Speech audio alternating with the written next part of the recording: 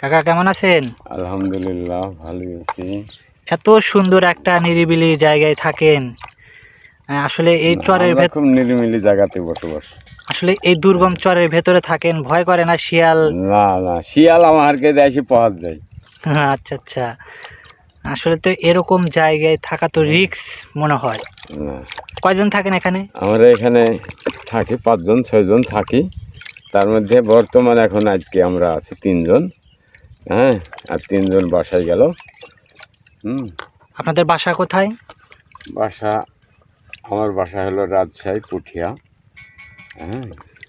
সবার বাড়ি কি রাজশাহী? না, একজনের বাড়ি হলো পঞ্চগড়, একজনের বাড়ি হলো নারায়ণগঞ্জ, ঢাকা নারায়ণগঞ্জ। আর আপনার বাড়ি? আমার বাসা হলো পুঠিয়া, রাজশাহী জেলা। পুঠিয়া, রাজশাহী। ও আচ্ছা আচ্ছা। আসলে এটা তো আপনি এখন যে জায়গাতে আছেন এটা তো সিরাজগঞ্জ। আসলে ওখান থেকে এখানে কি জন্য? ওখান থেকে এখানে আসছি আমি ইনকাম যেখানে যাই করে খাইতে হবো। আচ্ছা আচ্ছা। হ্যাঁ, খাইতে তো হবো এক জায়গায়, খাইতে হবে। এই কারণে আসা। হ্যাঁ, এটা আমার চুক্তি করা আছে বছরে। ও আচ্ছা আচ্ছা।